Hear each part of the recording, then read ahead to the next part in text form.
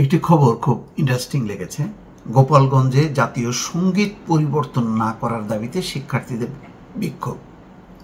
আসলে এখানে দুইটা দাবিতে তারা বিক্ষোভ করেছে। এক হচ্ছে শেখ হাসিনাকে দেশে ফিরিয়ে আনার দাবিতে, মানে তার বিচারের জন্য না, দেশে ফিরিয়ে আনার দাবিতে, এবং জাতীয় সঙ্গীত পরিবর্তন না করার দাবি। এই দুটো দাবি নিয়ে শিক্ষার্থীরা বিক্ষোভ করেছে। সারা দেশে শিক্ষার্থীদের এখন যেই চালচিত্র, তাতে হচ্ছে তারা শেখ হাসিনার বিচারের দাবিতে এবং বৈষম্য বিরোধী ছাত্র আন্দোলনের পক্ষেই যত শিক্ষার্থীদের বিক্ষোভ এবং কর্মসূচি।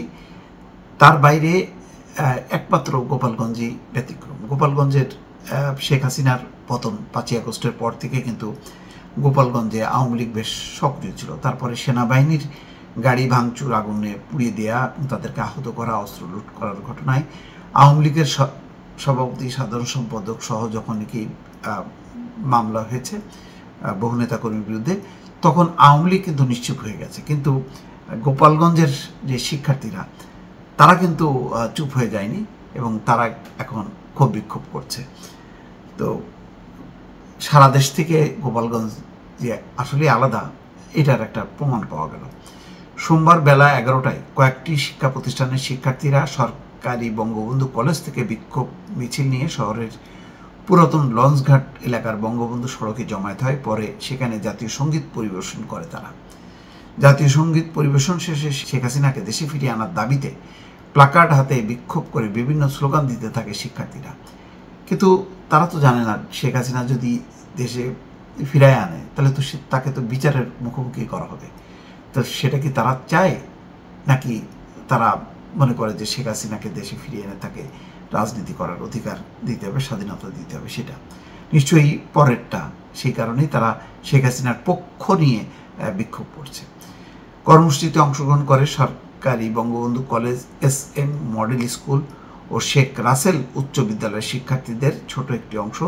কর্মসূচি শেষে স্লোগান দিতে দিতে বিক্ষোভ মিছিল নিয়ে শিক্ষার্থীরা সরকারি বঙ্গবন্ধু কলেজের দিকে চলে যায়। যাক, ভালো যে অন্তত একটা ব্যতিক্রমী ঘটনা গোপালগঞ্জে থাকলো, যে গোপালগঞ্জের সাধারণ মানুষ তারা শেখ হাসিনার পক্ষে আন্দোলন করছে, শেখ হাসিনাকে আবার ফিরিয়ে আনার দাবিতে বিক্ষোভ করছে। তার ধারাবাহিকতায় শিক্ষার্থীরাও করছে।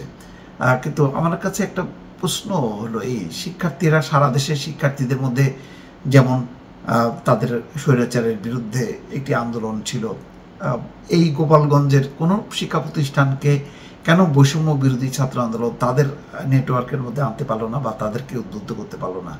এটা একটা প্রশ্ন। তবে এটা সত্য, যেহেতু গোপালগঞ্জ শেখ হাসিনার বাড়ি এবং শেখ হাসিনা বহুবার নিজে গেছে, তার হাতে বিভিন্ন প্রতিষ্ঠানের জন্ম হয়েছে, সুতরাং গোপালগঞ্জের মানুষ হয়তো শেখ হাসিনার প্রতি কৃতজ্ঞ। শিক্ষার্থীরা তার বাইরে আসলে গোপালগঞ্জের শেখ হাসিনা, তার পরিবার, আওয়ামী লীগ, তার বাইরে আসলে অন্য কোনো রাজনীতির স্পর্শ তারা কখনো পায়নি। সেটা জোরপূর্বক হোক অথবা শেখ হাসিনার ব্যাপক জনপ্রিয়তা হোক, সেটা পায়নি।